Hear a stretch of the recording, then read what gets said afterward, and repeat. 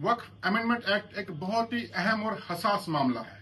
और जम्मू कश्मीर की आवाम नहीं बल्कि पूरे मुल्क के 24 करोड़ मुसलमानों की नजरें जम्मू कश्मीर की असेंबली पर थी, क्योंकि जम्मू कश्मीर इस मुल्क की मुस्लिम मेजॉरिटी यूनियन टेरिटरी है और इस मुल्क की वाहिद एक ऐसा राज्य है जहां इलेक्टेड मुस्लिम चीफ मिनिस्टर है।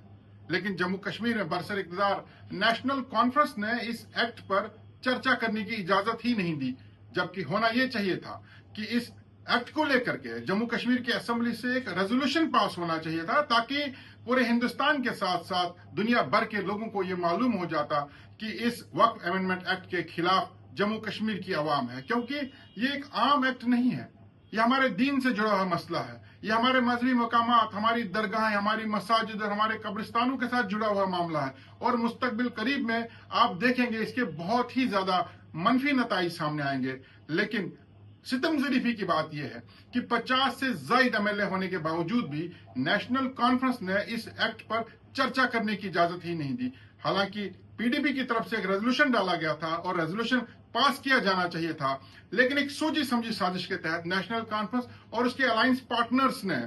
जम्मू कश्मीर की असेंबली के आखिरी दिनों में कुछ इस तरह के ड्रामे किए जिससे आया हुआ कि एक सोची समझी साजिश थी और किसी न किसी तरीके से अराकीन असेंबली और अवाम की निगाहें इस अहम मुद्दे से हटाई जा सकें। आपने देखा कि असेंबली के आखिर के 3 दिनों में ही यूनियन मिनिस्टर किरेन रिजिजू का जम्मू कश्मीर का दौरा हुआ और हमारे सीएम उमर अब्दुल्ला साहब, उनके वालिद साहब भी उन्हें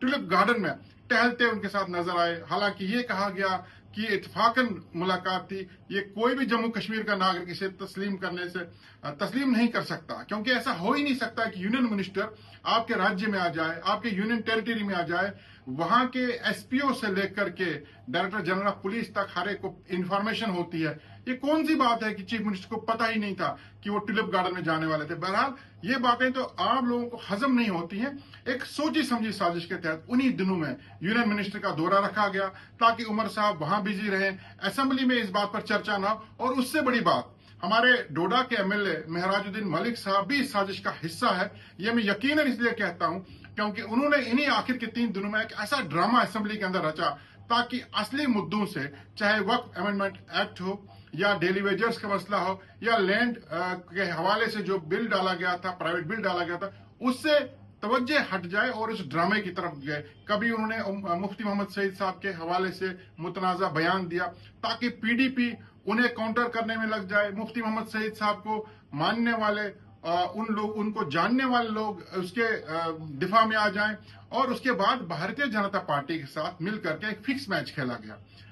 महराज मलिक साहब पर भारतीय जनता पार्टी के कुछ लोगों ने हमला करने का ड्रामा किया, उसके बाद महराजुद्दीन मलिक साहब ने रिएक्शन दिखाया और लोग इसी हंगामा आराई में, इसी ड्रामेबाजी में मसरूफ रह गए जब तक असेंबली का वक्त निकल न गया। यानी कहीं ना कहीं ये एक सोची समझी साजिश थी, सिर्फ और सिर्फ अराकीन असेंबली, अवाम, मीडिया और जम्मू कश्मीर के तमाम जो बाशूर लोग हैं उनकी तवज्जो अहम मुद्दों से हटाई जाए, वक्फ अमेंडमेंट एक्ट पर चर्चा न हो, कोई रेजोल्यूशन पास न हो, ड्रामा रचा गया असेंबली के अंदर। और मैं यकीनन कहता हूं कि इस ड्रामे का जो फिक्स मैच था, ये भारतीय जनता पार्टी के साथ मिलकर नेशनल कॉन्फ्रेंस और एमएलए डोडा ने रचा है। आप भी जरा सोचिए कि आखिर में जो 3 दिन असेंबली के थे, वो 3 दिन जो अहम 3 दिन थे जिनमें अहम रेजोल्यूशन पास होने थे, बिल पास होने थे, उन 3 दिनों में असेंबली के अंदर क्या कार्रवाई हुई। कहीं ना कहीं ये जम्मू कश्मीर के लोगों के साथ एक बहुत बड़ा दुख है और इस साजिश का हिस्सा भारतीय जनता पार्टी के साथ नेशनल कॉन्फ्रेंस,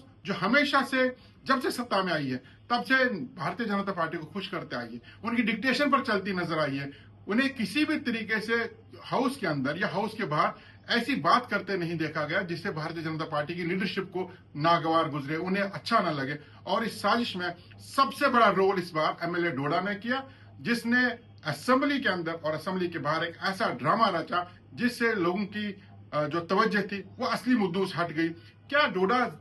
कॉन्स्टिट्यूंसी के लोगों ने या जम्मू कश्मीर के अवाम ने इसी गरज से, इसी मकसद से अपने अराकीन को असेंबली में चुन करके भेजा था कि वहां ड्रामा करें, वहां हंगामा आराई करें, गाली गलौज करें, तमाशा दिखाएं, ना कि जो अहम मुद्दे थे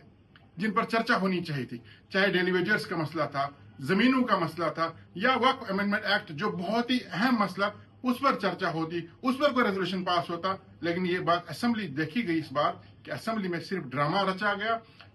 میڈیا کے سامنے ایک سینسیشن